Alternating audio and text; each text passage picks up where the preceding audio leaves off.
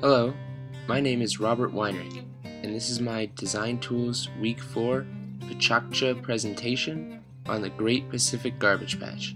This is essentially a giant island of garbage that is floating somewhere between the coast of Hawaii and Japan. This is Captain Charles Moore, who discovered the patch in 1997 while sailing home from a race in Hawaii. The patch is approximately 500 nautical miles off the coast of California across the northern Pacific and is slowly growing each year. Scientists are unsure of the exact size of the patch, but the general agreement is that it has doubled in size in the last decade. This is due to circulating currents in the ocean which gather all the debris to this central location. If nothing is done, then this patch will soon overtake our entire northern Pacific Ocean. Estimates state that 80% of this garbage patch is made up of plastic, and 80% of the pile comes from humans who throw their trash down water sources, which then fall out into the ocean, while the other 20% come from sea vessels who dump their trash overboard. Animals such as this turtle mistake the plastic for food and die from the resulting plastic poisoning. This is a picture of the jar of plastic picked up by Captain Moore on one of his excursions. Research indicates that the plastic production has tripled within the last 10 years, reaching over 1 million particles per square meter of ocean. This not only affects marine life, but also anything that is higher on the food chain, such as humans. According to the UN Environmental Program, plastic pollution is killing 1 million seabirds per year and 100,000 marine mammals. The plastic breaks down into hundreds of millions of tiny plastic pellets and works their way into the sea every year. These pollutants attract man-made chemicals and then enter the food chain. Poison isn't the only problem that plastic presents.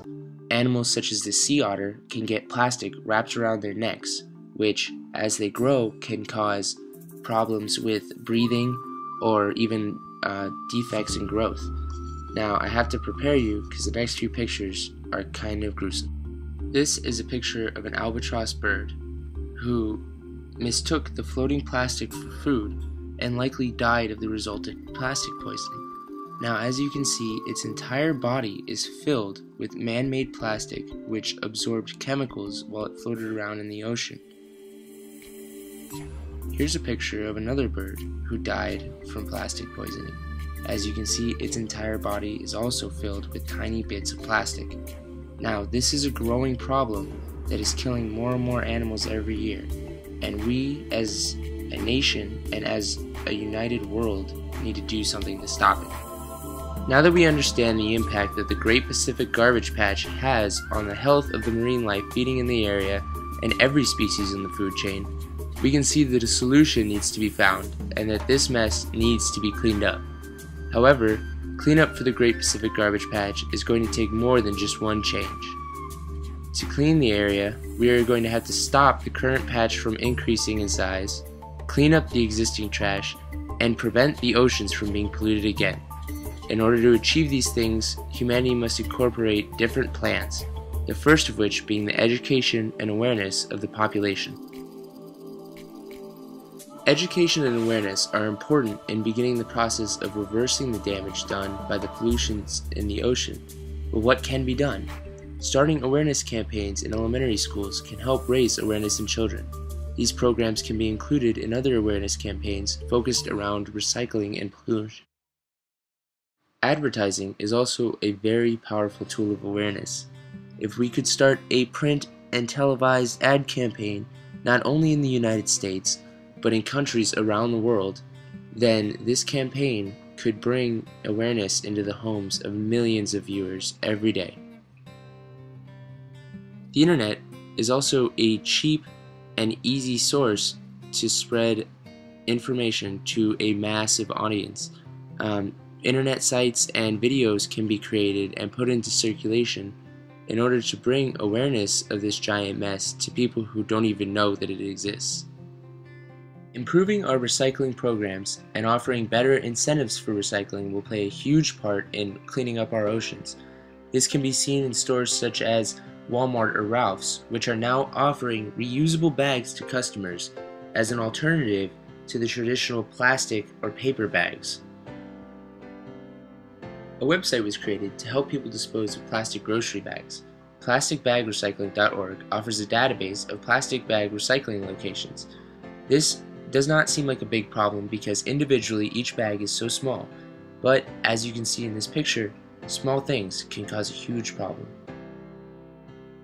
In 2008, a group of high school students found that limonene, a substance found in oranges, can be used to break down polystyrene plastic, or styrofoam. Through research and simple series of experiments, they found that limonene can break down styrofoam into a more non-toxic solution that can then be safely disposed of into landfills. Biodegradable plastics are also a major contributor in helping clean up our oceans. In Europe, they have been using biodegradable plastic to make mulch for crops since 1975. These plastics are also being used in states like Oregon and Alaska, which require all soda and beer can rings to be made from biodegradable plastic. But what if we don't clean this up? What if we allow the trash to continue to build up? Well, if we do so, then we may not have an ocean left, or even worse, an ocean with no sea life. Imagine swimming in the ocean, not being able to see fish or dolphins, but just waves upon waves of plastic. While it may not seem possible, it is essential that all nations work towards this goal as one cohesive unit. It starts with tiny changes in the way that everyone does things, whether it be throwing away your non-biodegradable trash in a recycling bin or taking your plastic bags to your local recycling center. Everyone can make a difference in this matter, and it starts with you.